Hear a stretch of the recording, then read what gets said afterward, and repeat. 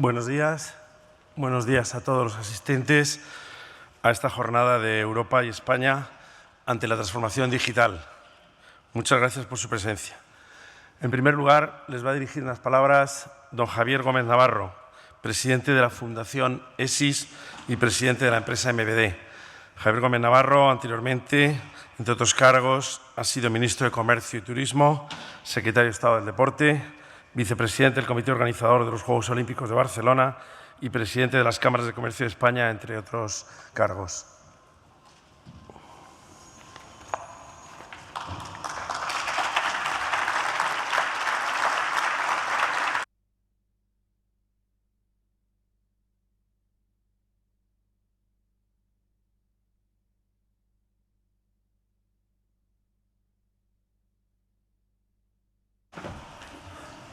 Buenos días.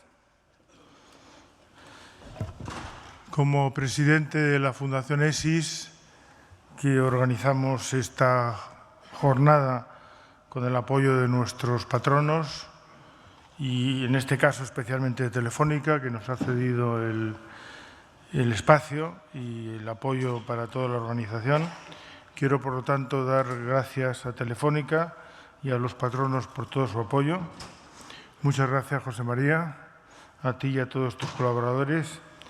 Quiero dar agradecimiento a todos los ponentes que se han ofrecido a trabajar y a venir gratuitamente, con algunos de ellos llevamos trabajando varios meses, preparando esta jornada en una serie de seminarios cerrados que hemos tenido.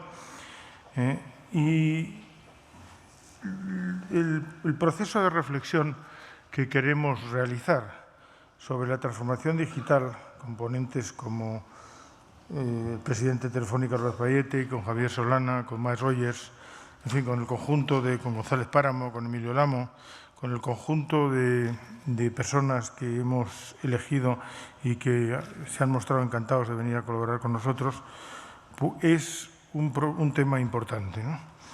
La Fundación ESIS es un foro de la sociedad civil que, tras varios años de trabajo, es una organización especializada en el análisis y reflexión sobre los distintos riesgos que afectan a la seguridad de las personas, las empresas y la sociedad. Siempre desde la perspectiva empresarial, pues son empresas los que constituyen la base de nuestro patronato y del interés de nuestros trabajos. Puedo afirmar que la Fundación ESIS es una referencia en el sector de la seguridad con trabajos realizados, como por ejemplo todos los informes anuales. En la puerta tienen una parte importante de los trabajos que hemos realizado, se los pueden llevar si tienen interés por ellos sin ningún problema. Hemos evolucionado de nuestros objetivos al tiempo que han cambiado los riesgos. Por ello, todo lo relacionado con la ciberseguridad y con la transformación digital se ha convertido en prioridad para nosotros. Hace unos meses comenzamos a abordar un debate acerca de cómo la irrupción de la tecnología en cada uno de los actos de nuestras vidas estaba afectando la seguridad de las personas, de las empresas y de la propia sociedad. A poco que abrimos el foco, nos dimos cuenta de que había muchas más personas, empresas e instituciones que compartían estas mismas reflexiones, así como una cierta preocupación por la falta de discusión social acerca de las mismas.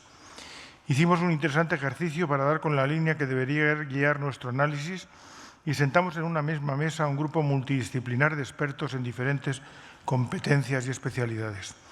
Allí nos encontramos con expertos en tecnología, juristas, politólogos, periodistas, profesores universitarios, empresarios, etc.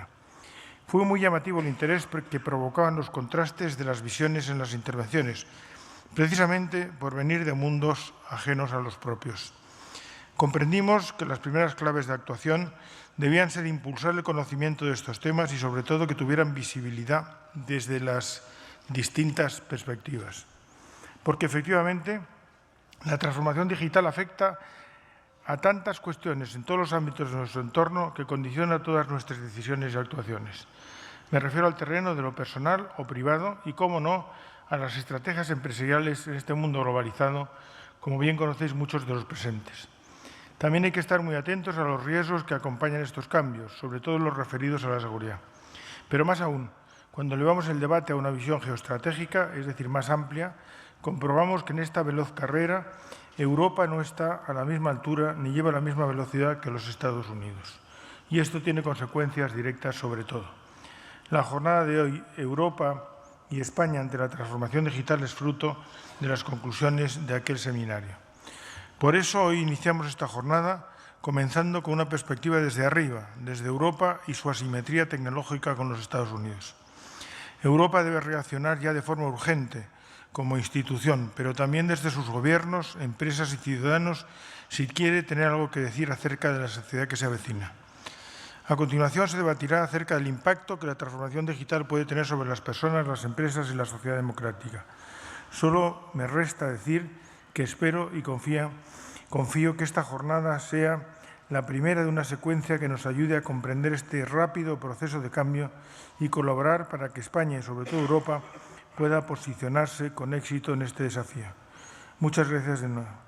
Sin más, invito a subir a José María Álvarez-Pallete, presidente de Telefónica, al escenario. Muchas gracias.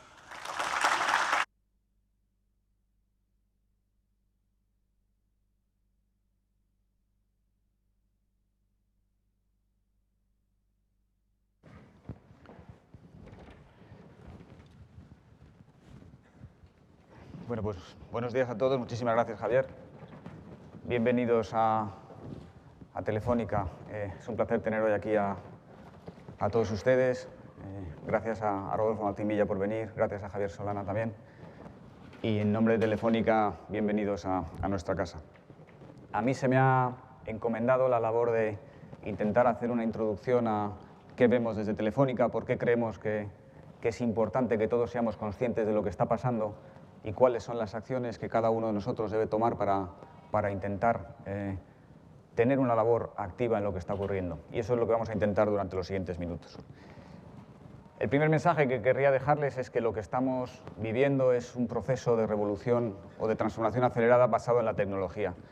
Tiene que ver mucho con la denominada Ley de Moore, enunciada en los años 50, que básicamente lo que viene a decir es que cada 18 meses se duplica la capacidad de procesamiento de los chips y se baja a la mitad su precio. Y eso lo que está haciendo es que se esté produciendo una auténtica revolución en la capacidad de procesamiento, pero también en la de almacenamiento de la información.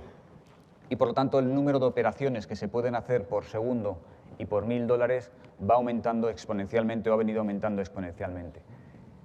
Este primer mensaje es la base de todo lo que está pasando en el mundo de la tecnología. No se entiende, sin este mensaje no se entiende la revolución de los smartphones o lo que nos está pasando en las redes de telecomunicaciones. Y por lo tanto, estamos viviendo una era de auténtica disrupción tecnológica. Esta evolución exponencial lo está cambiando todo. Y el segundo mensaje que quería dejarles de inicio es que esto, lejos de relajarse, probablemente se va a acelerar en los próximos años. Hay quien dice que la ley de Moore se va frenando por la capacidad física ya de ocupar esos espacios, pero la realidad es que lo que vemos desde nuestra plataforma, desde la plataforma que nos da Telefónica, es una aceleración de esto. La red 5G, que está ya en pruebas, si bien es verdad que todavía no hay estándar y por lo tanto esto es algo más para el año 2020-2022, lo que lleva es una capacidad, una velocidad de 1000 veces más de capacidad de transporte de datos y una velocidad de 100 veces más. Y básicamente otro de los mensajes importantes de esta tecnología es que eliminará la latencia o prácticamente la reducirá. Lo que quiere decir que el tiempo de ida y vuelta a la señal prácticamente se va a volver instantáneo. Y eso es importante porque elimina algunas de las restricciones que tiene la tecnología actual, especialmente para cosas que requieren una experiencia táctil de Internet, como puede ser un coche autopilotado o como puede ser una operación quirúrgica en remoto. Pero quédense también con el mensaje de que cada una de estas tres evoluciones, del 2G al 3G, del 3G al 4G, ha producido un salto importante. El 4G, de hecho, es la primera tecnología móvil totalmente IP. El 5G va a ser un salto todavía más relevante. Y será la explosión del Internet de las cosas, del Internet de todo. Toda nuestra ropa, nuestros contadores de gas, agua, electricidad, los coches, las neveras, los microondas, todos los componentes de un avión estarán conectados a la red e emitiendo información en tiempo real a través del mundo de los sensores. Y eso lo que va a llevar implicado es una explosión de los tráficos de datos y potencialmente de la transformación de esos datos en información. Nosotros estamos anticipando que en los próximos años prácticamente el tamaño de este volumen de explosión de datos va a ser 11 veces lo que tenemos hoy, no un 11%, sino 11 veces el tráfico de lo que estamos transportando hoy. Y por lo tanto, la capacidad de producir datos por mes, tanto de individuos como de máquinas, va a tener un proceso de disrupción exponencial. Toda esta acumulación de datos es susceptible de ser transformada en información porque, como les decía antes, la capacidad de procesamiento, almacenamiento de la tecnología también está evolucionando de forma acorde y, por lo tanto, no solo es que vayamos a tener datos, sino que esos datos nos van a permitir deducir, hacer muchas más cosas a través del mundo de los algoritmos. Y, por lo tanto, el petróleo puede dejar de ser la materia prima más valiosa. El recurso más valioso van a ser los datos si potencialmente somos capaces de sacarles el valor que pueden tener. Y esto es muy importante porque todas las compañías, especialmente las que venimos del mundo analógico, no estamos acostumbrados a vernos bajo la óptica de los datos. Estamos acostumbrados a vernos desde la óptica de los recursos físicos. En nuestro caso, la red, la producción de minutos o la producción de datos. Pero la capacidad de saber o de intentar deducir lo que cada uno tenemos entre nosotros de generación de datos que pueda ser susceptible de ser transformado en información es lo que puede hacer más relevante este mundo que se nos avecina. Y es lo que los economistas empiezan a llamar la economía de las plataformas. ¿Cómo es de capaz la plataforma que yo maneje de generar datos susceptibles de ser transformados en información? Porque otra de las cosas que me gustaría que dejarles como mensaje es que ya hoy en día, en los datos que genera o que cursa la red de Telefónica o de cualquier otro operador del mundo, más de la mitad de los datos que van por esas redes ya no está generada por humanos. Está generada por bots o por scripts, es decir, es actividad generada por máquinas que emite información o que transmite información o que recibe información. Y esto es relevante porque entramos de lleno en el mundo de los algoritmos, entramos de lleno en el mundo de qué está pasando en la red, qué está pasando en aquella parte de la red o en aquella parte de la pantalla que no vemos, es decir, cómo se está empezando a comportar este nuevo mundo ya con la información que tenemos hoy. Otra cosa importante de transmitirles es, empiezan a surgir debates, y empiezan a surgir debates generados ya no tanto ni por los operadores o por las empresas, ni siquiera por los reguladores, sino por los propios ciudadanos.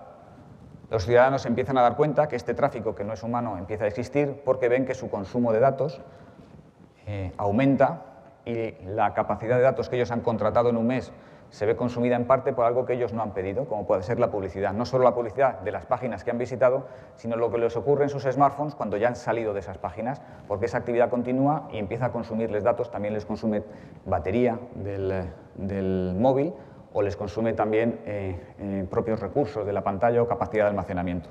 Y reaccionan y se empiezan a descargar lo que se llaman los bloqueadores de anuncios. Muchos de nuestros clientes empiezan a tener acceso a través de las aplicaciones a bloqueadores de anuncio en origen, se descargan esas aplicaciones para intentar ver solo aquello que realmente les interesa del mundo de la publicidad. Y aquí tienen ustedes qué está pasando con las descargas de adblockers, tanto en el mundo móvil como en el mundo de los PCs. Y para nosotros es el primer síntoma de que el propio ciudadano empieza a reaccionar, empieza a ser consciente de lo que está ocurriendo y empieza a intentar paliar él o intentar controlar él lo que está pasando en el mundo de los datos. Porque la siguiente oleada de tecnología, por encima de lo que hemos visto hasta ahora, o además de lo que hemos visto hasta ahora, tiene que ver con la inteligencia artificial o con los sistemas cognitivos. Cómo se transforma toda esa información que es susceptible de ser generada, esos datos que se generan, en información, a través de qué algoritmos o a través de qué mecanismos o a través de qué máquinas podemos empezar a traer mucha más información o a extraer mucha más información de los datos que se generan.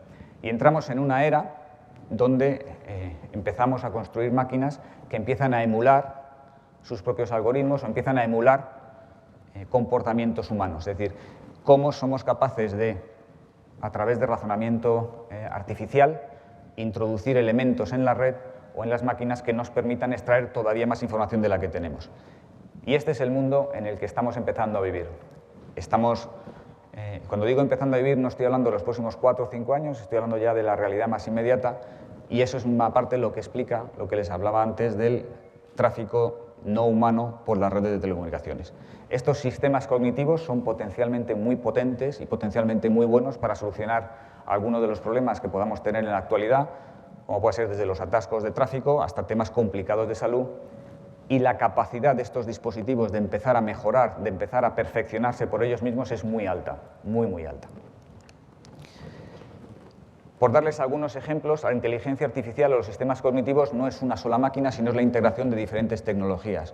Lo que estamos hablando es de la creación de cerebros artificiales y como los cerebros tienen capacidad de hablar, tienen capacidad de almacenar, tienen capacidad de actuar, tienen capacidad de pensar. El reconocimiento de voz a través de las máquinas ha alcanzado ya hoy unos niveles de exactitud, esta es una métrica que ha publicado Google, muy parecida a la del ser humano. La tasa de error cuando uno le habla a una máquina en la capacidad de comprensión hoy en día es muy parecida a la tasa de error que pueda tener cualquier persona. Y de hecho empieza a reconocerse a través de los sistemas de voz emociones. Si la persona con la que uno está hablando está enfadada o no, si la persona con la que uno está hablando está en un estado en el cual puede admitir cierta información o no. Y se empieza a trabajar sobre eso. Entonces, decirles que la siguiente oleada de tecnología que probablemente veamos sea sustituir o por lo menos complementar la pantalla con sistemas de voz. Ya existen asistentes personales, todos los tenemos, muchos los tenemos en el teléfono móvil, pero van a venir muchos más integrados en diferentes plataformas. Y esto lo que hace es que cada día nuestra vida se digitaliza más. A lo que estamos asistiendo hoy en día no es más que la fusión de la vida normal, lo que conocíamos por la vida y que algunos llaman la vida analógica, con la vida digital. Muchas de las cosas que hacemos ya las hacemos sobre todo en el mundo digital. Aquí tienen lo que ocurre cada día con el número de emails o el número de mensajes o las búsquedas de Google o los contactos de Tinder o a gente que se... Y aquí lo tienen en miles de millones al día. Es decir, nuestra forma de relacionarnos a través de redes sociales, nuestra forma de buscar, nuestra forma de comunicarnos, prácticamente una gran parte de nuestra actividad hoy en día está basada en el soporte digital. Y no es para asustarse, simplemente es que empezamos a hacer las cosas de otra forma, empezamos a tener los comportamientos normales de una persona, pero a través de un soporte que nos es cómodo y que nos facilita la vida. Y entonces empiezan a surgir las plataformas. Hoy en día, plataformas como Facebook, que de hecho tiene varias, de las 5 mayores aplicaciones que hay en el mundo hoy en día, 3 son de Facebook. Pero Facebook tiene más población que China. LinkedIn tiene más población que Brasil y Rusia juntas. Twitter tiene más población que Estados Unidos. Y esto lo que quiere decir es que cuando uno accede a una de estas plataformas, entra en una comunidad, entra en un espacio donde su interacción empieza a dejar datos, empieza a generar información y se relaciona con otros. Y el valor de estas plataformas es directamente proporcional a la cantidad de datos o de información que son capaces de generar. El tema de las plataformas es importante porque generará debates sobre el uso de las propias plataformas, pero también en el entorno. Es un entorno abierto, es un entorno cerrado, es un entorno que tiene valores, es un entorno que no los tiene. Y estos valores es lo que va ocupando poco a poco las pantallas de los medios y que en su momento hará que tengamos que tener una reflexión sobre cómo debemos, qué códigos de conducta tienen que tener estas plataformas o los individuos que estén en estas plataformas. Porque de hecho, esto ya está teniendo un impacto, esto no es ciencia ficción, no es simplemente una red social. Está teniendo un impacto en todos los ámbitos de la sociedad y en concreto en el mundo de la política. Hoy en día, a Katy Perry, que acaba de alcanzar los 100 millones de seguidores en Twitter, es la primera persona que alcanza los 100 millones de seguidores en Twitter, le es mucho más fácil comunicarse con sus seguidores que al presidente o al jefe de Estado de muchos países del mundo. ¿Por qué? Porque los seguidores que han decidido seguir a Katy Perry lo han decidido conscientemente, les interesa lo que dice Katy Perry y por lo tanto si Katy Perry emite un tweet, ellos están pendientes, les salta una alarma y lo leen. A un jefe de Estado o a cualquier político o a cualquier persona que quiera tener un impacto mediático, tradicionalmente tenía que convocar a los medios o que hacer un acto en televisión y esperar que la gente lo viera. Aquí es al revés, tú emites algo y la gente te sigue porque está esperando que lo emitas. Y esto empieza a tener impactos políticos, es decir, hay eventos políticos que no se entienden ya sin las plataformas. Y esto nos lleva a debates como los que están surgiendo sobre la posverdad. ¿Qué código ético tenemos que tener para los temas que se debaten en redes sociales? Está claro el código ético en el periodismo de medios de comunicación actual, hay un código deontológico, hay una forma de actuar. ¿Cuál es ese código en las plataformas de redes sociales? Porque lo que tenemos que ser conscientes es que la adopción de tecnología está siendo exponencial y casi vertical. Aquí tienen lo que tardó en Estados Unidos alcanzar 100 millones o penetración del 100% en este caso, a la telefonía tradicional, cuántos años, o a la telefonía móvil, o a la televisión en color, o a la tarjeta de crédito, y cuánto le está costando a la tablet. Y verán que las curvas de adopción son prácticamente verticales, lo cual quiere decir que se ha concentrado mucho en el tiempo es relativamente sencillo alcanzar una masa crítica muy importante de penetración sobre la sociedad si el producto es bueno. Y más todavía si el producto es digital, porque no es necesario transportarlo físicamente, se transforma por las redes.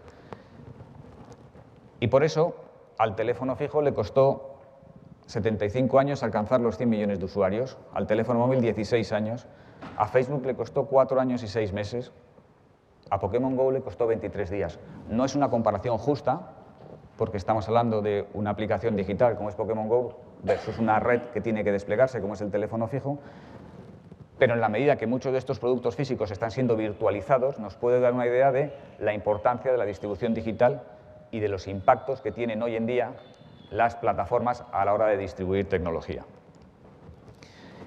Y empezamos ya en qué significa esto. Esto lo que significa es que hoy en día, a través de la tecnología, los modelos de negocio pueden ser alterados, y no necesariamente porque haya alguien pensando en cómo fastidiar a un sector concreto, a una compañía concreta, sino porque es posible por la tecnología.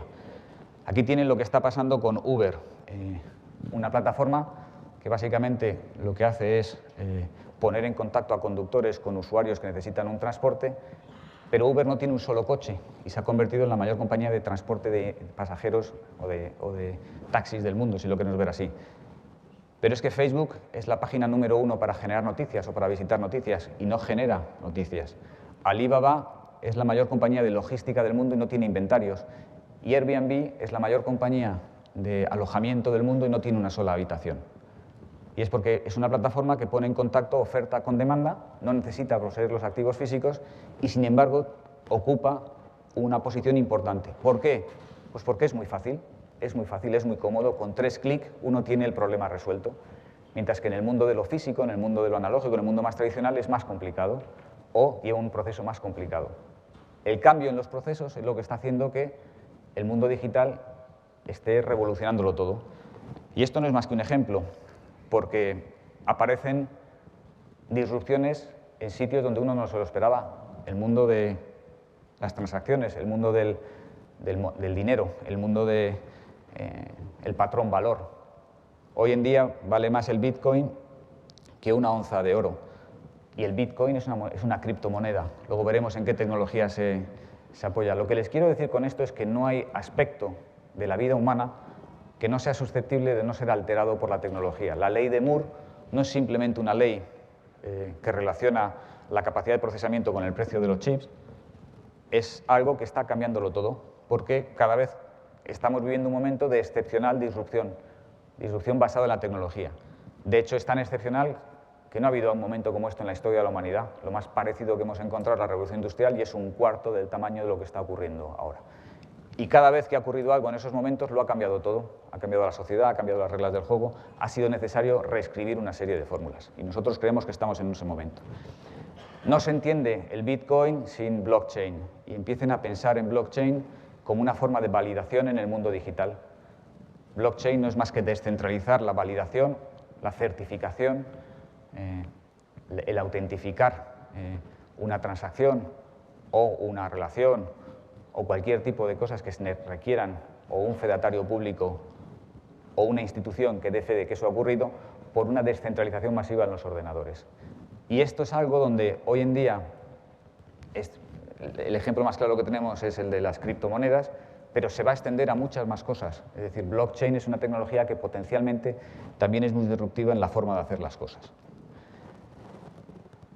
Por empezar a aterrizarles un poco en nosotros, a nosotros las compañías de comunicaciones esto nos está pasando. Nos está pasando porque nosotros durante 90 y tantos años hemos vendido un producto que era la voz y la tecnología ha hecho una disrupción brutal en el mundo de la voz.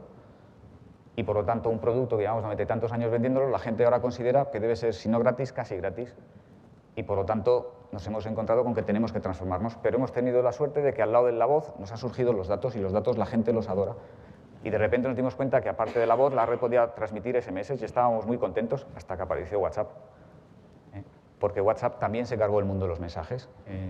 La gente ahora considera que los mensajes, si no son gratis, deberían ser casi ilimitados. Pero la gente sí que quiere la mayor capacidad de conexión en su casa, la mayor capacidad de transformar datos. WhatsApp ha pasado de no valer nada a valer mucho dinero. Lo mismo nos pasa con los sistemas operativos. Todos nos acordamos de lo que era el menú de Nokia hace 15 años. 16 años. Nokia, el menú era el embrión del primer sistema operativo y nos lo conocíamos casi de memoria. Sin embargo, no supieron adaptarse a lo que venía y hoy en día prácticamente hay dos sistemas operativos, Android y el iOS. En el mundo del entretenimiento, pues ahí tienen Blockbuster versus Netflix, o los suscriptores de Netflix en evolución con el mundo del cable, por ejemplo. La forma de distribuir contenidos, la forma de acceder al entretenimiento también ha cambiado, y ha cambiado de forma radical. Hoy en día, cuando uno va a producir una serie, pues mira a Netflix, mira a HBO, mira a Amazon, además de otras plataformas, cuando hace unos años se miraba a las televisiones en abierto o a las grandes compañías de cine. Pero lo mismo nos ha pasado con la automoción. La compañía de coches que más vale en el mundo hoy es Tesla, que produce muchos menos vehículos de los que produce General Motors, pero ya vale mucho más. Si uno divide el número de vehículos que Tesla ha producido por su capitalización bursátil, se dará cuenta que el valor de cada vehículo de Tesla es muy superior al de General Motors. ¿Por qué? Porque la gente anticipa que va a ir por la parte de Tesla y que Tesla tiene más capacidades de crecimiento. Y si uno ve las unidades que han vendido unos y otros, se da cuenta que el crecimiento está viniendo del lado de Tesla. Y esto está haciendo reaccionar a todos los operadores del mundo del motor. Y esta es importante. Javier hablaba antes de Europa versus Estados Unidos. Estas son las compañías más innovadoras del mundo. Me parece que este es el ranking de Fortune. Es un ranking que les puedo compartir. Es un ranking público. No hay ninguna compañía europea. Cuando hace 10 años la innovación surgía también en Europa. Parece que se ha globalizado todo, menos la innovación que empieza a ocurrir en sitios fuera de Europa. Y esto es un problema que tenemos que atacar, porque la innovación es la capacidad de adaptar todo este mundo que viene a la realidad diaria, y no es más que la anticipación de tendencias. Y no es lógico que Europa no esté aquí. Tiene una serie de motivos, como pueda ser el que estamos dedicando probablemente el dinero a los sitios donde no se genera esta innovación como continente, y deberíamos reenfocar esos recursos, porque recursos hay. Pero quédense con el mensaje de que algo está pasando en el mundo de la innovación, algo no estamos haciendo bien en Europa, que deberíamos cambiar. Porque no hay ningún sector que sea inmune a lo que está ocurriendo. Aquí tienen el sector de la biotecnología y la medicina. Hoy en día se pueden producir o se pueden imprimir órganos a través de impresoras 3D. Ya se ha hecho el primer trasplante de parte del cráneo. Se pueden producir operaciones en remoto, por no hablar de las prótesis. Es decir, la medicina y la biotecnología con los nanorobots va a tener un desarrollo exponencial en los próximos años. Va a ser radicalmente cambiada. Y problemas que no tenían solución hasta hace poco, la capacidad de emulación o de simulación de los propios ordenadores, la capacidad de transmitir nuestros datos médicos en tiempo real a través de la ropa que llevemos, va a hacer que sea posible hacer cambios o solucionar problemas que hasta hace poco hasta este momento no tienen solución. Pero aquí tienen lo que es una impresora 3D. Una impresora 3D es capaz de imprimir un puente, y ese es un ejemplo real, una impresora 3D imprimiendo un puente, imprimir una casa, imprimir un autobús o imprimir unas zapatillas. Y ahora la pregunta que nos podemos, preguntas de debate que deberíamos empezar a plantearnos es: ¿se puede imprimir un arma, una impresora 3D? La respuesta es sí.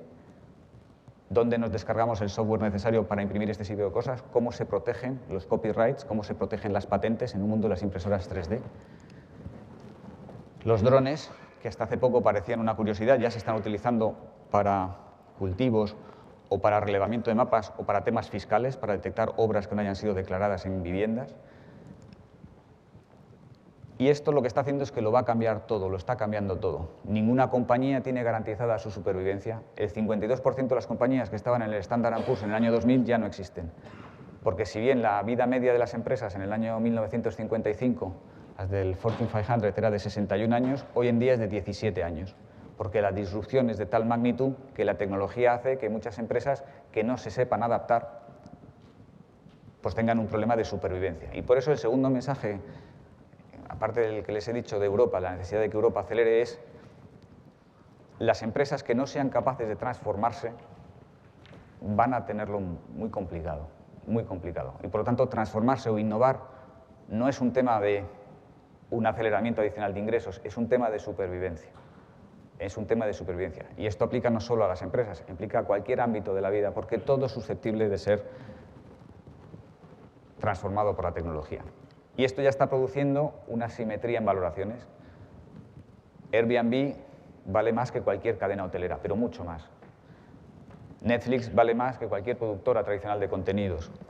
Uber vale más, como les decía, que General Motors, pero también que cualquier otra compañía. y Amazon vale más que Walmart. Y esto lo que ha producido es un cambio brutal en el ranking de las compañías más grandes del mundo. Ahí tienen en la parte de abajo las compañías que eran las más grandes del mundo en el 2006. En azul tienen las que son tecnológicas, en verde las que no son tecnológicas. En el 2006 había 4 de 5 que no eran tecnológicas. Hoy en día todas las compañías más grandes del mundo están basadas, son plataformas tecnológicas.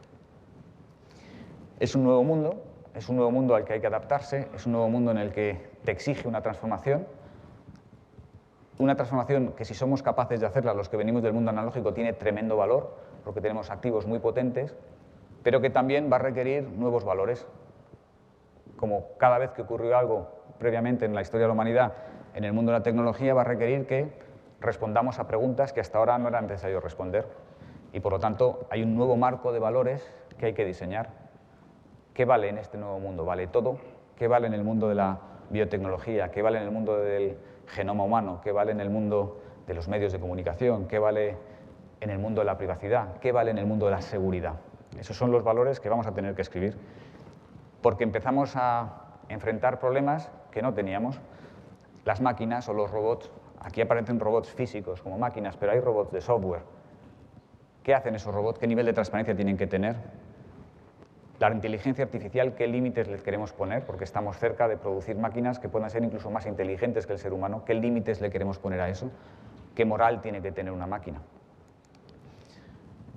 Porque el test de Turing que se diseñó, Alan Turing lo diseñó en su momento, hace ya muchos años, básicamente lo que iba destinado es a poder diferenciar a través de una serie de preguntas si uno le estaba hablando a una persona o a una máquina. Y el test de Turing no había sido superado por ninguna máquina hasta hace 1 año y medio, 2 años, que una máquina consiguió convencer a la gente que estaba haciendo el test de Turing de que era un niño de 13 años, y lo consiguió.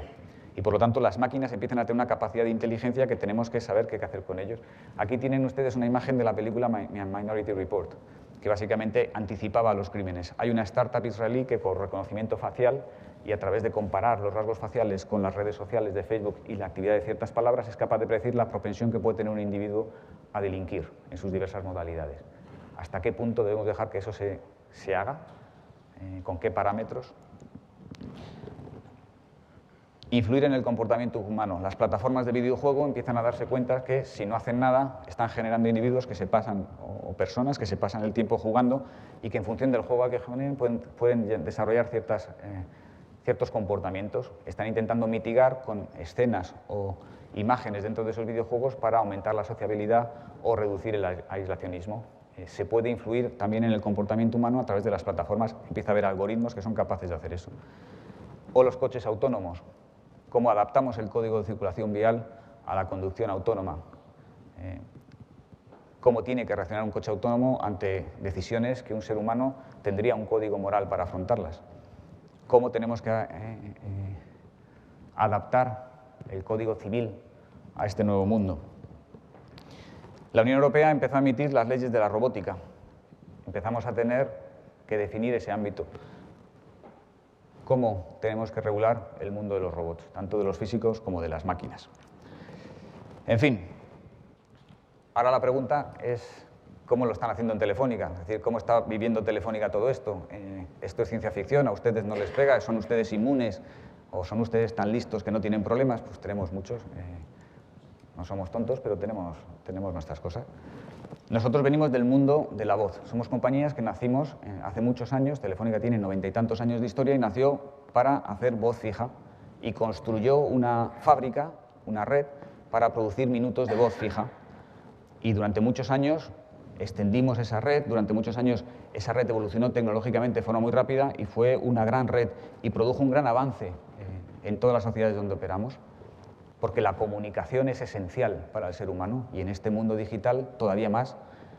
De repente nos surgió una tecnología muy disruptiva que era el móvil y era una red distinta. Podía ser parcialmente utilizable, pero una red distinta y tuvimos que adaptarnos a ese nuevo producto que salía a la explosión del mundo de la voz móvil. Pero de repente también surgieron los datos y tanto en la fija como en el móvil tuvimos que adaptarnos y tuvimos que adaptarnos a que la red o la fábrica que producía voz también produjera datos, o los produjera lo más aceleradamente posible. Pero también nos ha pasado que la explosión de datos es tan potente que está dejando corta la producción que tenemos en la red tradicional y tenemos que hacer redes IP, y por eso desplegamos fibra y por eso desplegamos 4G, porque son tecnologías todo IP que ya están pensadas no para producir minutos de voz, sino para producir datos, donde la voz es un subproducto.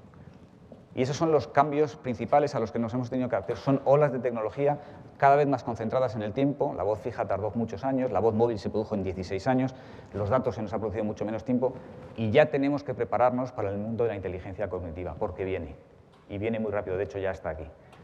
Entonces tenemos que anticiparnos. Nosotros hemos decidido que tenemos la ventaja de que podemos transformarnos, y además no solo podemos transformarnos, sino que tenemos un activo esencial en el mundo digital, porque la gente adora los datos. Todo lo que hemos visto hasta ahora no se produce si no hay redes que sean capaces de transportar esos datos. Pero nos exige mirarnos de otra forma, ya no solo como países, Brasil, España, Reino Unido, Alemania, Colombia, Chile, Perú, Argentina, México. Nos exige mirarnos ni siquiera solo por departamentos, departamento de tecnología, de sistemas, de contabilidad o de legal o de red o de operaciones. Nos exige mirarnos potencialmente como una plataforma, añadir una nueva dimensión. Nosotros tenemos una primera plataforma que es esencial, que es aquella que permite que nuestras vidas se digitalicen. Nosotros llegamos a más puntos de distribución en Chile que el correo chileno. Uno es capaz de recargar una tarjeta de datos prepago o de voz en Chile en puntos donde no llega el correo chileno. Pero es que también llega a nuestra red, uno puede hablar, uno puede transmitir datos. Y esa es la primera plataforma. Y esa primera plataforma es tremendamente importante porque es la de nuestros activos físicos. Uno va a una tienda, o uno va a un call center, o uno accede a la página web para intentar acceder a este mundo de tecnología. Hemos invertido brutalmente en esa primera plataforma. Es una plataforma que requiere un esfuerzo inversor brutal. Hemos invertido 39.000 millones de euros en los últimos 4 años. Pero solo el que transforme esa primera plataforma y la haga nueva, de datos, que sea capaz de tener un cuerpo potente, será capaz de seguir. La siguiente plataforma, ¿cuál es? La de nuestros sistemas. Aquello que hace que la primera plataforma sea capaz de transportar, pero también de generar información. Los sistemas de facturación, señalización, tarificación, atención al cliente. Todas las compañías tenemos sistemas, pero hasta ahora los hemos utilizado para que la de abajo funcione y no la hemos visto como un potencial elemento diferenciador. Cuanta más información de la compañía tengamos en tiempo real, más capaces seremos de competir con las otras plataformas y, por tanto, digitalizar, eliminar toda la complejidad que venga del mundo analógico, hacer que la experiencia del cliente con 3 clics o 2 clics consiga lo que quiere es esencial. Teniendo la red de abajo digitalizada, esto es posible. Ahora requiere un cambio cultural brutal, porque exige que la gente cambie la forma de ver la compañía. La tercera plataforma es la de distribución. Vídeo, machine to machine, cloud, servicios financieros, seguridad. Todo lo que uno puede vender por encima de la conectividad o la velocidad y que hace que pues, Pokémon GO pueda ser algo tan masivo en 23 días. Pero para eso necesitas tener la capacidad de distribuir y muchos de los productos no van a ser nuestros, los tendremos con terceros. Esa es una compañía en la que Telefónica ya viene trabajando hace 5 años, desde que se creó Telefónica Digital, hace casi 6 años ya de hecho, y es una compañía que si no hacemos nada crecerá y estará adaptada a este nuevo mundo, porque la gente está... O sea, los datos, la capacidad, la velocidad de los datos, la gente los aprecia y está dispuesta a invertir más en ellos. Y la gente, los servicios de valor añadido también. El año pasado es el primer año en la historia de Telefónica donde el acceso y la voz es menos en porcentaje de ventas que la banda ancha y los servicios de valor añadido. Ya somos una compañía que genera más por la parte nueva que por la parte más tradicional. Pero nos hemos dado cuenta que sobre eso, si le ponemos un cerebro, podemos hacer una compañía todavía mejor. Y lo que hemos decidido es toda la información que es capaz de generar estas 3 plataformas, que hasta ahora está fragmentada y la veíamos para usos diversos, vamos a ponerla en un único sitio, vamos a crear a cada cliente que esté en la red de Telefónica un banco de datos personal para que sepa qué le está pasando a él a través de la red de Telefónica, es decir, toda la información de los datos que él genera, para que él, primero, los conozca, segundo, los conozca de forma transparente, segundo, los pueda gestionar. Gestionar significa que los pueda bloquear, borrar, transportar, lo que él quiera. Y tercero, si quiere, los pueda monetizar. Puede utilizar su perfil de pago de los últimos 25 años en Telefónica para conseguir un préstamo hipotecario. Vamos a ponerle un cerebro y ese cerebro va a estar conectado con las otras 3. Todas las compañías, quédense con esto, todas las compañías van a tener que aplicar inteligencia artificial a sus modelos de negocio en los próximos meses, años. Porque esto es como cuando en los años 80 uno se compraba un ordenador IBM o un ordenador de cualquier tipo para informatizar la empresa. vamos a dotar a las empresas de inteligencia artificial. Y esto es lo que es Aura, esto es lo que hemos hecho, o lo que estamos construyendo. Nosotros lo queremos hacer como una nueva forma de relacionarnos con el cliente. Que este mundo de la tecnología que hemos visto, donde con 3 clics uno consigue un coche, una habitación de hotel o cualquier cosa, lo pueda utilizar para los servicios de telecomunicaciones. Que uno pueda llegar a su casa, o en la oficina, o en el metro, o en el autobús, o en el taxi, y pueda interactuar con Telefónica de forma igual de sencilla que interactúa con cualquier otra plataforma. Lo que significa que tiene que poder interactuar con Telefónica a través de Facebook, a través de Twitter, a través de Skype, a través de Amazon Echo o a través de los canales tradicionales de la compañía. Que uno pueda llegar a su casa y hablarle a la red. Hemos visto antes los sistemas de reconocimiento de voz, que cualquier cosa que tú le pides hoy a Telefónica a través de un call center o a través de un email, se lo puedas pedir hablándole a la red, que tú llegues a tu casa y puedas hablarle al router y programar la televisión o consultar tu tarifa de datos o hacer una recarga o verificar tu cuenta. Es decir, nosotros lo que queremos es utilizar la inteligencia cognitiva para que el cliente tenga una experiencia diferencial con Telefónica. Y primero que sepa qué valor tienen sus datos, qué está generando de datos la red de Telefónica en torno a él. Y que si quiere el día de mañana transportar sus datos como transporta su número móvil cuando se cambia de operadora, que lo pueda, que los datos son suyos, que los datos son propiedad del cliente, que los datos es un valor que él ha generado por su relación con Telefónica. Eso es lo que estamos haciendo, y aquí tienen ustedes cuando les hablaba del generar el cerebro. Generar este cerebro requiere integrar muchas tecnologías, tecnologías de reconocimiento de voz, tecnología de almacenamiento, tecnologías de memoria, tecnologías de visión, de reconocimiento de imágenes, y también exige integrar toda esa tecnología con las otras 3 plataformas del grupo Telefónica. Y además, como les decía, queremos que sea un entorno abierto. Queremos que sea un entorno abierto donde la gente o los desarrolladores puedan actuar o desarrollar productos sobre alguno de los elementos de nuestra red, sobre alguna de nuestras plataformas, y que sea en código abierto. Y queremos además que esto esté interconectado, que los datos que uno genere en la red de Telefónica puedan ser potencialmente utilizados en los datos de las redes de otros operadores, porque creemos que el futuro va por aquí. ¿Y cuál es el beneficio de todo esto para Telefónica?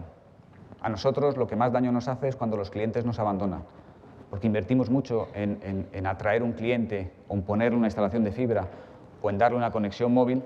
Si el cliente se nos va rápido, esa inversión se pierde. Y nosotros lo que queremos es que el modelo de atención, el modelo de relación con el cliente cambie radicalmente. Si simplemente conseguimos eso, esto tiene un valor potencialmente muy importante para la compañía. Y crearlo no es complicado si uno tiene en buena salud las otras 3 plataformas. Hablábamos de valores. ¿Cuáles son los valores que una compañía como nosotros cree que tiene que tener esta nueva forma de relacionarse con el cliente? Primero, desde mi punto de vista, la transparencia. El cliente tiene que saber qué está pasando, qué le está pasando. Uno en su vida analógica o en su vida más tradicional quiere saber qué le está pasando. Uno quiere saber quién le está hablando, quiere saber con quién se relaciona, quién entra en su casa a instalarle cualquier cosa. Nosotros creemos que es muy importante que el cliente tenga la transparencia de saber qué le pasa a él en el mundo digital cuando interactúa con una compañía como Telefónica. Por tanto, darle el control, darle la seguridad de que todo lo que le está pasando a través de nuestra red, él lo conoce y es consciente de ello.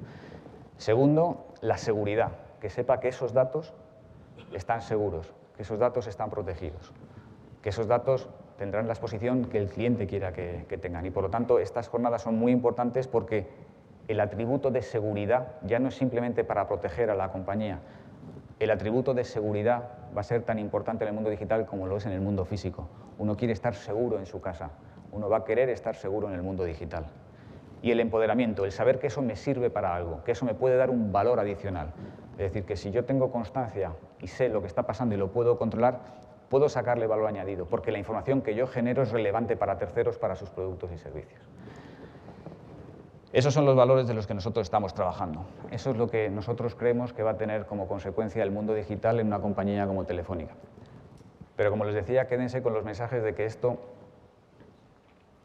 hablamos de globalización, hablamos de muchas cosas, muchas de estas cosas que están pasando no es más que tecnología. Tecnología teniendo un impacto directo sobre las personas, sobre las vidas de las personas. Y por lo tanto va a requerir que seamos conscientes y que tanto personas como empresas lo veamos como una oportunidad, porque puede ser muy bueno, pero que nos exige cambiar y sobre todo que nos exige definir cuáles son las reglas de juego que queremos tener en este nuevo entorno. Muchísimas gracias.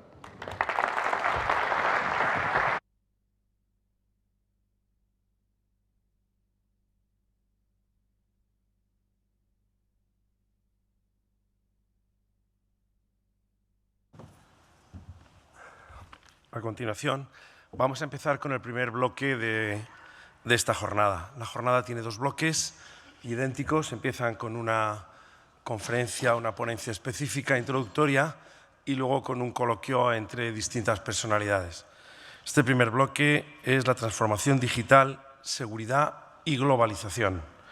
El ponente que va a intervenir es don Javier Solana, actual presidente del Centro de Economía y Geopolítica Global de SADE, presidente del Alpen Institute de España, presidente honorario del Centro para el Diálogo Humanitario y, como muchos de ustedes conocen, anteriormente cargos de la importancia del secretario general del Consejo de la Unión Europea, secretario general de la OTAN, alto representante para la política exterior y la seguridad común de la Unión Europea, ministro de Asuntos Exteriores del Gobierno de España, portavoz del Gobierno de España, ministro de Educación y Cultura.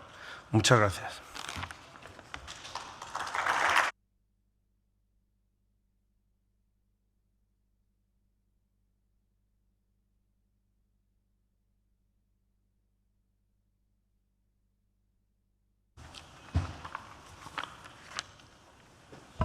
Pues muchísimas gracias por la invitación. Muchísimas gracias a la Fundación y muchísimas gracias a Telefónica, que nos da esta hospitalidad tan grata aquí.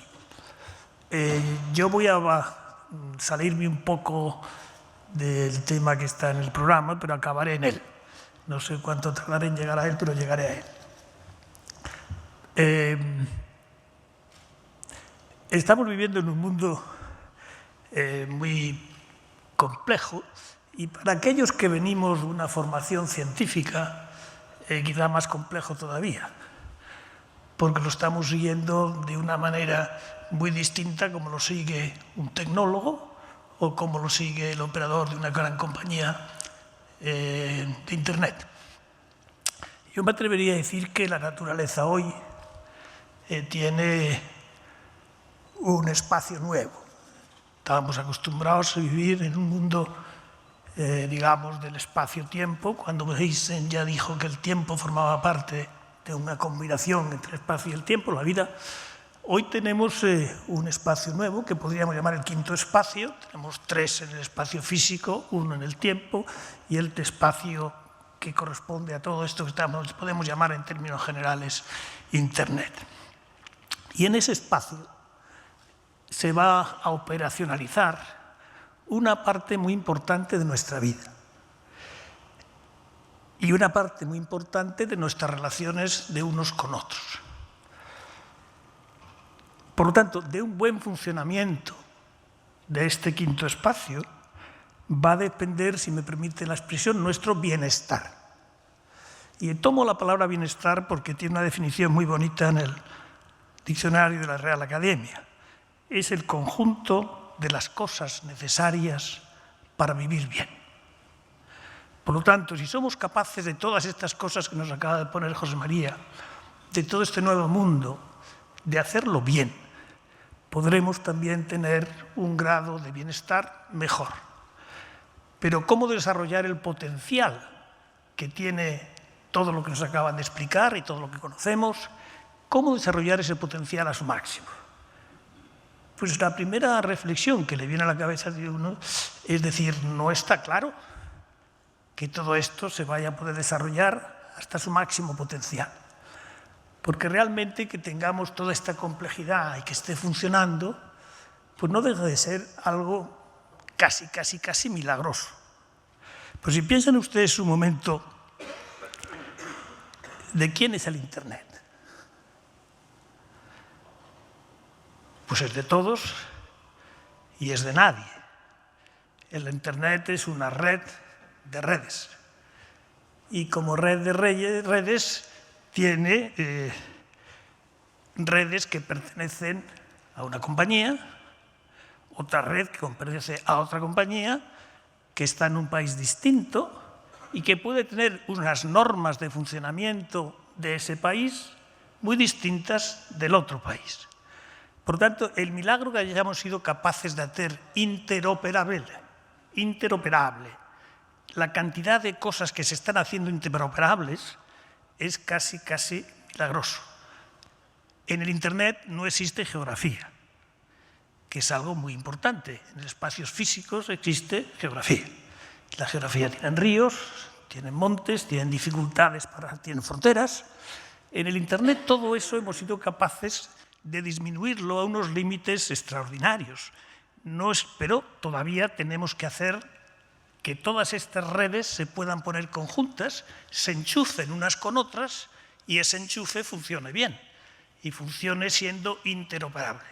Que Telefónica pueda tener un paso directísimo por los mares que nos ponen en colaboración con Estados Unidos y que esa interoperabilidad pueda llegar a Estados Unidos y llegue la información y el enchufe que llega de la fibra óptica a Estados Unidos y que ha salido digamos, de Valencia, donde quieran, hecho por otra compañía y a lo mejor, y a lo peor, a lo mejor, habrá una compañía por medio que sea China y que llegue y el enchufe final con Estados Unidos tenga un terminal que venga de China. Que eso se pueda hacer en el mundo de hoy no deja de ser extraordinariamente complejo. Si fuera en otro tipo de cosas, no se podría hacer relaciones entre países que, por ejemplo, están en situaciones muy difíciles de competición, que sean capaces de abrirse para ser interoperables en esta materia tan hermosa o tan bonita que es el hiperespacio. Por lo tanto, una red, una parte del Internet, está formado pues, por unas empresas que son las propietarias, unas personas que lo utilizan, unos servidores físicos que lo ponen en marcha y unas leyes y unas regulaciones que en principio son distintas para cada país o pueden ser distintas para cada país. Por tanto, sin algunas normas claras desde el punto de vista internacional, sin algunas prescripciones aceptadas por la comunidad internacional, será muy difícil que el Internet pueda desarrollarse a su máxima potencia, a su máxima capacidad. Y está aquí uno de los grandes problemas que tenemos que resolver, el problema de cómo se gobierna todo esto de una manera que sea eficaz, de una manera que proteja todos los derechos que queremos que sean protegidos. José María hablaba de valores. Yo creo que hay un juego de valores que no se pueden perder, pero todas estas cosas tienen una gran dificultad si no hacemos algunas normas que sean también aceptadas y aceptables por todos. Entonces, por lo tanto, en estos son los problemas en los que nos encontramos desde la perspectiva de cómo gobernar semejante mundo del quinto espacio, con tantas posibilidades, pero también con tantas potenciales dificultades. ¿Qué es lo que se requeriría para que Internet siguiera creciendo? Y como he dicho antes, no es evidente que vaya a seguir creciendo de la misma manera que ha crecido hasta ahora, pero sí es posible. Y es posible, y para hacerlo pues se requieren grandes esfuerzos positivos de todos los actores implicados, que como saben ustedes son muchos, y de influencia relativa muy distinta, de distinto peso. No es lo mismo el papel que juega Google que el papel que juega un pequeño desarrollador que está en China o que está en Bangladesh. Pero todos ellos, de una cierta manera, tienen que tener algo en común que les permita funcionar de manera interoperable. Por tanto, ¿qué tendría que tener este sistema de redes para que fuera capaz de desarrollarse hasta su máxima capacidad? Yo creo que lo primero que tiene que ser es abierto. Este sistema tiene que ser abierto.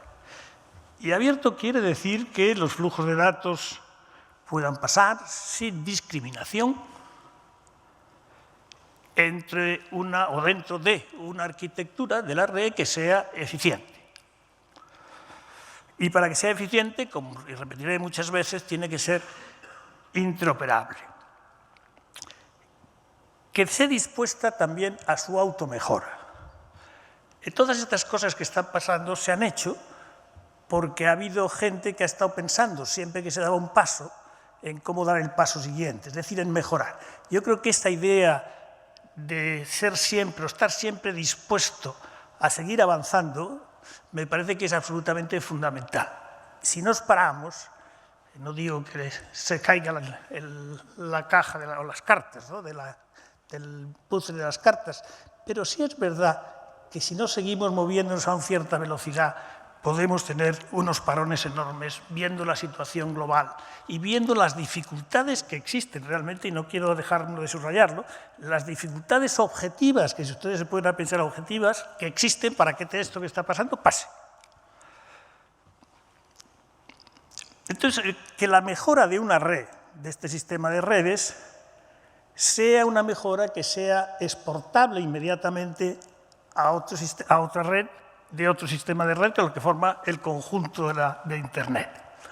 A mí me viene a la cabeza algo que lo que hablábamos no hace muchos años, el tiempo ha pasado tan rápido, pero cuando por primera vez tuvimos el sistema Linux, el sistema operativo Linux. El sistema operativo Linux tiene algo, a mí me parece maravilloso, que es que lo que tú aprendes al ejercer en Linux, tienes que compartirlo con los demás.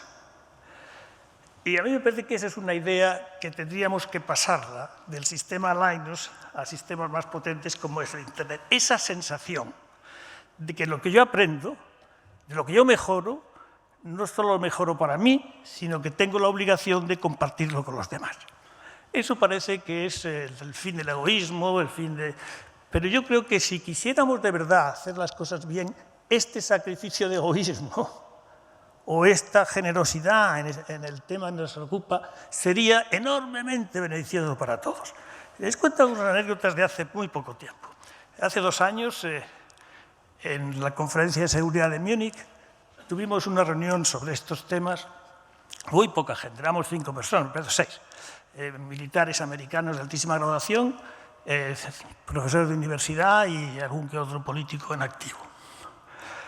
Y pensábamos qué se podría hacer para generar confianza en algunos de los temas más difíciles que teníamos en este momento de seguridad. Vamos a pensar, por ejemplo, el desarrollo de las nuevas armas nucleares. Y al final de todo el debate volvió a salir Linux, porque si los americanos y los chinos, por cada progreso que hacen en un próximo desarrollo de arma nuclear, de sofisticación, están obligados a compartirlo y lo aceptan, realmente estaríamos en una situación de equilibrio y casi de equilibrio permanente. Para eso hay que pensar que todos tenemos el mismo objetivo y que el mismo objetivo es la paz. En este caso, para todos teníamos que pensar que el objetivo, como he dicho al principio, una red de redes, un Internet eficaz, es algo que debería en principio beneficiarnos a todos. Por lo tanto, algo de estas cosas teníamos que ser capaces de poner en marcha. Después viene todo el tema de seguridad. Y el tema de seguridad tiene muchísimas facetas y muchísimos ángulos. La seguridad para el ciudadano, la garantía de sus datos, fiabilidad, etc. Pero tiene también el tema de la seguridad que va más allá. Y de eso me gustaría decir algunas cosas. A mí me parece que en estos días, me estoy refiriendo a estos días, después de las elecciones americanas, después de la situación de Internet con Rusia, después de Snowden, después de todas estas cosas que hemos vivido, que nos han hecho pensar en seguridad, yo creo que estamos quizá entrando demasiado en nuestro debate los términos de características no solo de seguridad, sino de militarización. La misma idea de llamar cyber war, a mí me parece que es un pequeño disparate. Entramos por unos caminos que no debiéramos entrar. Hay que despejar de la red y de Internet todo lo que tenga que ver con un concepto militar de guerra. El Internet es algo civil para comunicarnos, para aprender, para innovar, para conectarnos, para hacer un mundo mejor. Por lo tanto, tendríamos que hacer un esfuerzo para que no sea esta sesión, una sesión solamente sea sobre seguridad Y sobre seguridad, no solamente seguridad para que los datos de los ciudadanos sean protegidos, etcétera, sino también para evitar lo que en términos generales se puede llamar la guerra. Y yo creo que hay mecanismos que podríamos poner en marcha para evitar esta entrada en el debate sobre la seguridad desde una perspectiva cuyo mando corresponde a generales de 4 estrellas. Y yo no creo que el Internet tenga que estar mandado por los generales de 4 estrellas, ni aquí, ni en Estados Unidos.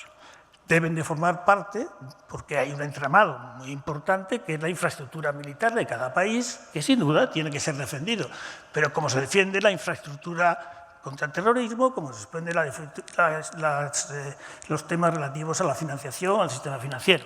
Pero no debería estar dominado todo, como parece que en la terminología en la que estamos hablando en estos últimos tiempos, parece que todo está ligado al término ciberespacio con ciberseguridad y ciberseguridad con términos de militarización y términos del vocablo de la militarización. Lo tercero que tendría que ser, aparte de seguro y aparte de abierto, tiene que ser inclusivo. ¿Cuántos ciudadanos del mundo están hoy integrados en este quinto espacio? Pues muchos, pero son muchos más los que no están. Por lo tanto, si queremos que esto sea realmente un bien global público, que es lo que yo defendería, bienes públicos globales, ese bien público global tiene que estar al alcance de más gente. Y por lo tanto, el esfuerzo que hay que hacer para que no haya un mundo que vive en el quinto espacio, que tiene una parte de su vida en el quinto espacio y otra parte del mundo que no tiene nada de su vida o muy poco de su vida en el quinto espacio, no es bueno para nadie, ni para los que vivimos en el quinto espacio o tenemos acceso al quinto espacio o aquellos que no lo tienen. Por lo tanto, el esfuerzo hay que hacerlo porque es inaceptable que tuviéramos un mundo de los haves y have-nots en una cosa tan importante como esta, que nos ha dicho el presidente de Telefónica, puede cambiar cosas enormemente fundamentales y resolver problemas enormemente difíciles que deberían ser resueltos no solo por una parte de la humanidad, sino para todos. Por último, ¿quiénes son los actores? Pues los primeros actores son los ciudadanos. Y los ciudadanos, por tanto, piden libertad, piden respeto a sus comunicaciones, piden privacidad y también, como ha dicho, piden verdad.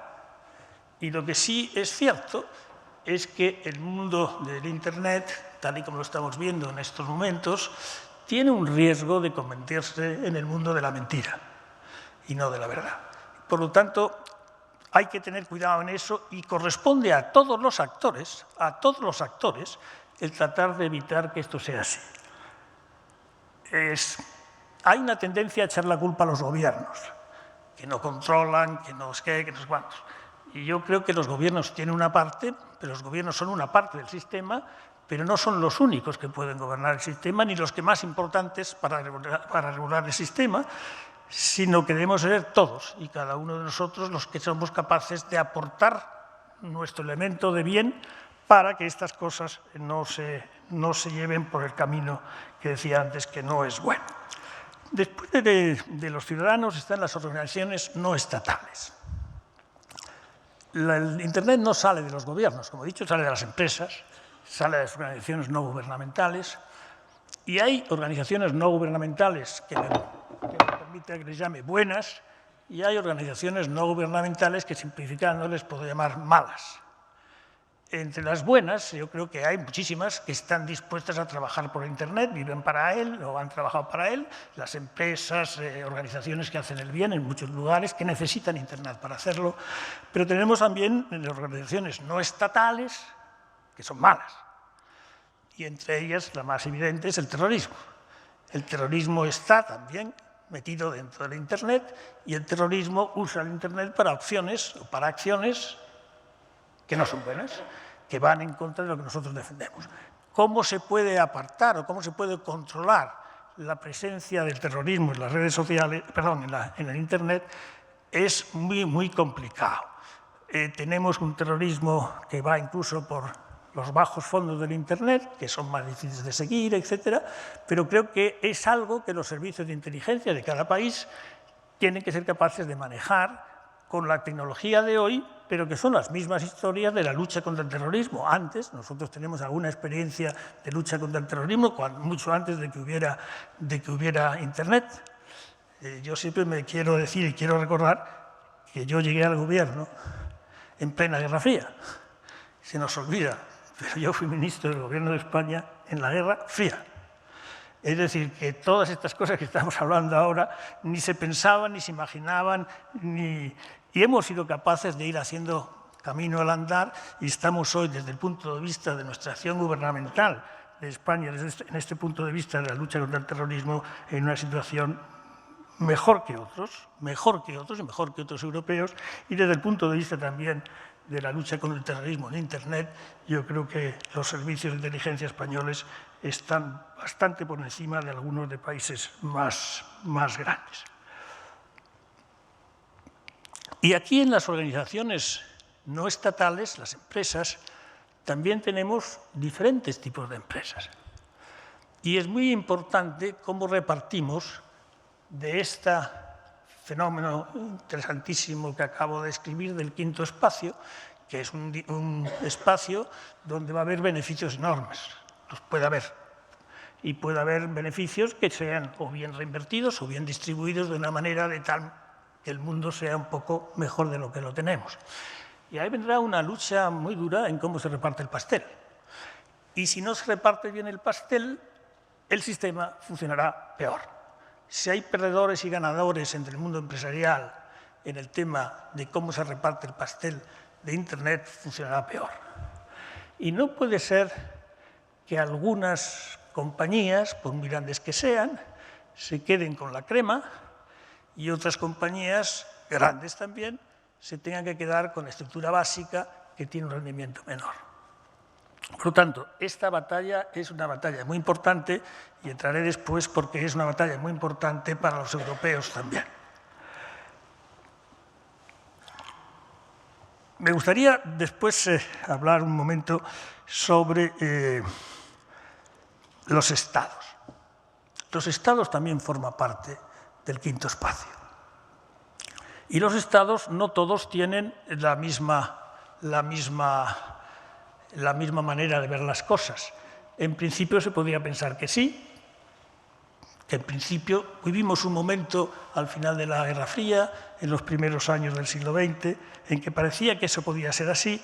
Hoy vemos que es cada vez más difícil el pensar que una negociación intraestatal para intentar que una norma general nos defina la seguridad de Internet, yo creo que no va a ser posible por el momento, aunque es verdad que tanto China como Rusia han propiciado ello en Naciones Unidas. Pero es impensable que los países vayan a dejar de tener sus capacidades todavía en el momento que estamos, siguiendo avanzando hasta que se llegue o se pueda llegar a un acuerdo tipo Linus que a lo mejor puede llegar un día. Vamos a ver,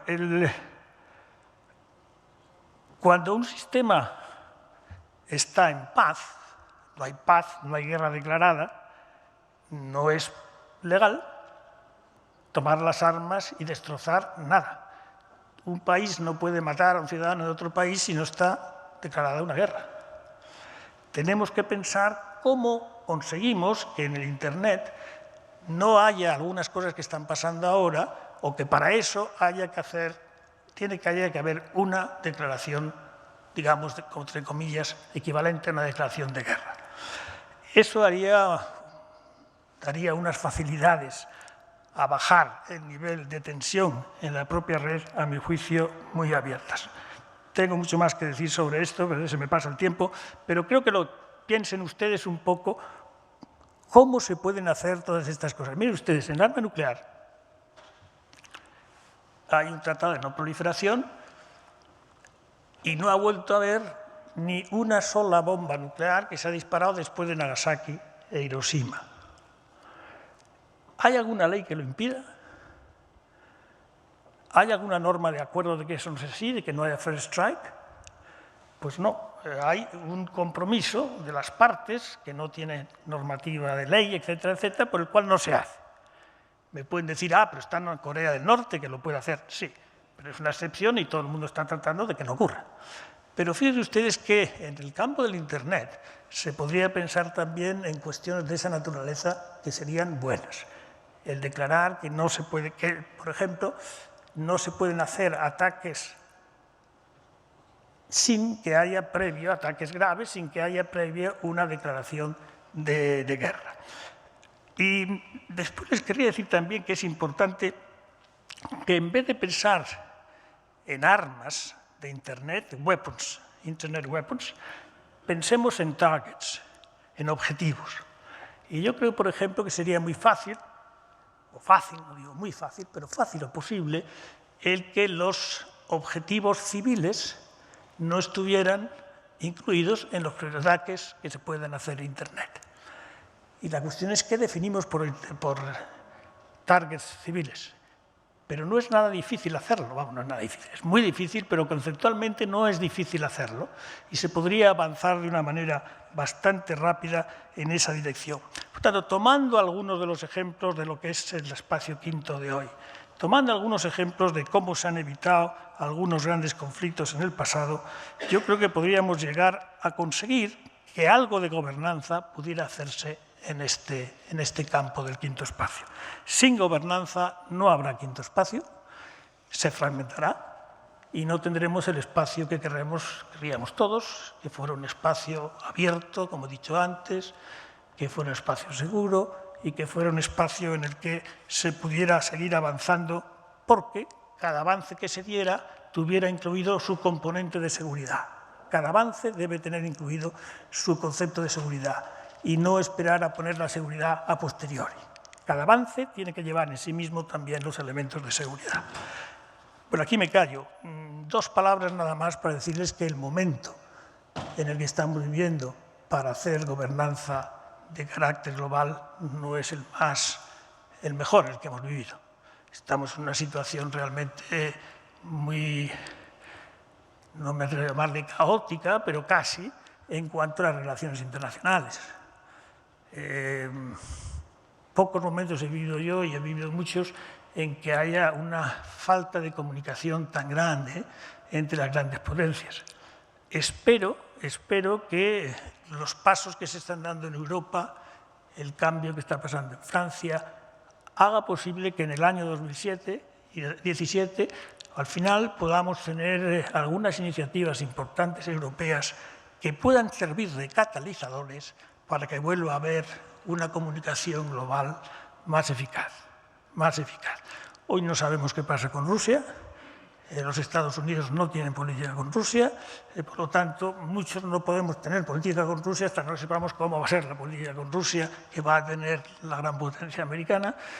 Y la gran potencia americana, que ha sido la que gestionó, la que tejió el orden mundial en el que hemos vivido 70 años de paz, es hoy el que la está destejiendo. Y eso tiene influencias también sobre la evolución de Internet. Por lo tanto, todo esto vale para las personas, vale para las organizaciones no estatales, vale para los estados y vale para la gobernanza mundial. Todo eso se necesita para que haya un Internet que pueda alcanzar su desarrollo potencial. Yo así lo espero que se pueda hacer y que tengan ustedes unas buenas jornadas. Gracias.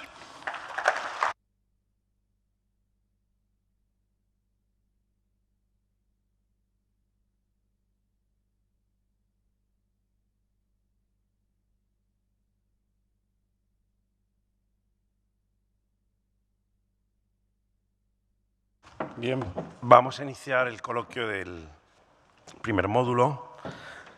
Este primer módulo, quiero reiterar que forma, igual que el segundo, ha sido el resultado, como decía el presidente, de los trabajos internos de la Fundación. Quiero volver a resaltar, como el presidente ha dicho al principio, el enorme apoyo de nuestros patronos Endesa, Gas Natural Fenosa, Securitas, Prosegur y, desde luego, Telefónica. A continuación, va a subir los componentes de este primer módulo, empezando por el modelador, don Ignacio Estarloa. Ignacio Estarloa es letrado de las Cortes Generales y miembro del Consejo Asesor de nuestra Fundación. Anteriormente, entre otros cargos, ha sido secretario de Estado de Seguridad, presidente del Comité Consultivo de la Comunidad de Madrid, secretario general del Congreso de los Diputados y letrado mayor del Parlamento Vasco. Don Ignacio, por favor, suben con él también los miembros de la mesa, don Mike Rogers, José Manuel González Páramo y Emilio Lamo, por favor.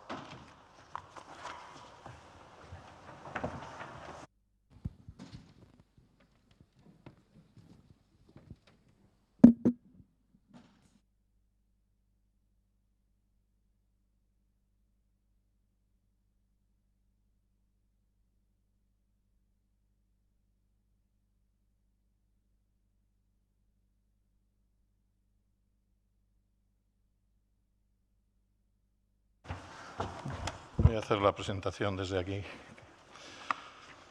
Muy buenos días. Muchas gracias a todos ustedes por estar aquí esta mañana. La conjunción de factores que se han ido poniendo de manifiesto a lo largo de la mañana, y han salido palabras muy nuevas, muy lejanas de la Guerra Fría, decía Javier Solana hace un momento. Transformación digital, globalización, gobernanza mundial, ciberespacio. Bueno, todo esto, como ha explicado extraordinariamente bien el presidente de Telefónica, está produciendo